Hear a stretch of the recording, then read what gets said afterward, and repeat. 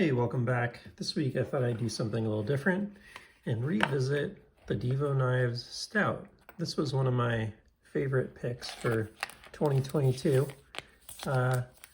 Kevin, Lefty EDC, as well as, I just forgot the name of the other guy, are definite knife nuts like the rest of us.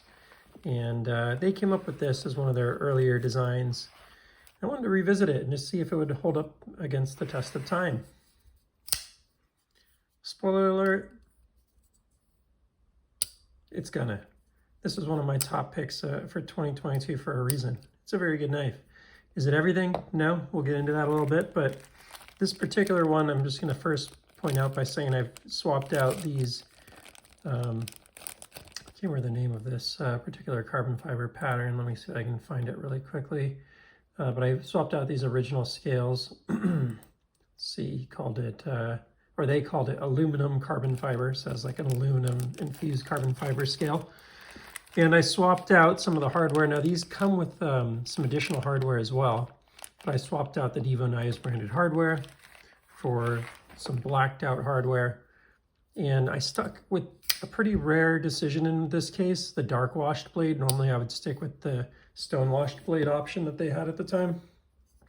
But really just like this blackout look for this particular knife. I thought that kind of brought things together nicely. And so this was the build I assembled. This one also does have a Timascus pocket clip in there that just has a little pop of color where everything else is pretty blacked out. Makes it pretty fun. But take a look at that. You know, it from a stylistic perspective is a pretty neat build. It's kind of like a dark washed, like an acid washed, but it's like a acid wash DLC or something. I don't know what it is. Matches up with the bolster. It's not seamless here between the bolster and the carbon fiber scales. It was a little better probably with the originals, but not much. So they're not perfect in that sense, but they don't need to be. It's a $289 knife plus some mods in this case. Probably have about 400 bucks into this one. But wanted to do something with Kevin, talked me into the scales, and then he threw in the backspacer, which was super cool. You can see it's not perfect on the thumb flip, missed it a couple times there, but the reverse flick is probably one of the best that I've ever felt. And you can actually roll it out quite well, which is a really important deployment method to me personally. Almost as important as the ability to thumb flick it out. So if I can reverse flick a knife and roll it out, I'm happy. Those are my two favorite ways to deploy knives.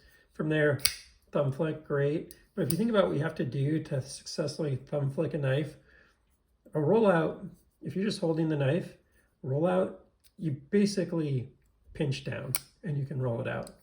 Thumb reverse flick, you have to adjust it in your hand. Thumb flick, you have to adjust it in your hand. You need that, pretty much have to have that against the palm of your hand to do those deployments. So as long as I can do one of them really well with that deployment, and then a rollout, which actually you hold in, at least I hold in my hand differently. Keep me honest if you maybe you roll it out differently, but I personally pinch that in my fingers, roll it out, and then this one's gonna go against my palm, roll it out, the reverse flick, as well as the thumb flick is gonna kind of have a modified version of that that's even further away. This reverse flick's actually very natural because it just shifts it from here to here. Thumb flick, I kind of have to shift it and re-grip the knife and then do it. And then roll out is probably the least amount of movement for me. I can just reach up and do it as long as it's as long as I'm not on that lock bar. And because of the bolstered model here, it makes the rollout pretty unlikely that you're gonna lock bar, jail yourself, whatever you want to call it, lock bar, handcuff yourself.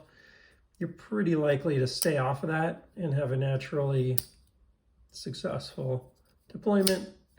Same with the reverse flick. Thumb flick, it's fine, but really gotta, that's the other thing about the thumb flick on this one is you gotta make sure you stay off of here. As long as you do that, it's pretty darn good. So deployment wise, very good.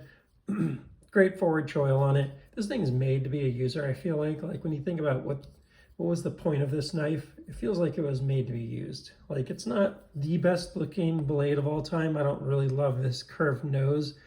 I personally would prefer not to be straight edged like that. Keep me honest if you disagree, but I like the way that this blade looks more. I've stood up before. So in that sense, nothing's really changed for me on that aesthetic sense. This guy's pretty thick. I think it's about a 4.5 ounce knife. It's not a super light knife, but it's a nice feeling knife in your hand. Price point $289, and then I added the mods. That was probably one of my biggest gripes. Like I'd really love this knife to be like $199, maybe $150 in a perfect world. This is a very nice knife, like full. This is all titanium in the liners and stuff. And you got like I think a 20 CV. Where is it? That was written on here somewhere. 20 CV blade. I think it's actually inside the scale, but 20 CV blade on it. Let me just double check the website and make sure that's correct. Yeah, 20 CV. So you know, for what it is, it's very premium, not top fancy, but very premium overall. And for that sense, I think they've done a good job here. Sorry, I know with the lighting, it's kind of hard to see just because it's a very dark knife. I'm going to move my light a little closer here. But a really nice finish overall. And just something that, yeah, it does hold up in time. Now, the style, it's going to be preference person to person, but the functionality I feel like is very good. You get a little bit of detent lock on the thumb flick, as you saw in the beginning. Where it just feels a little hard to get out.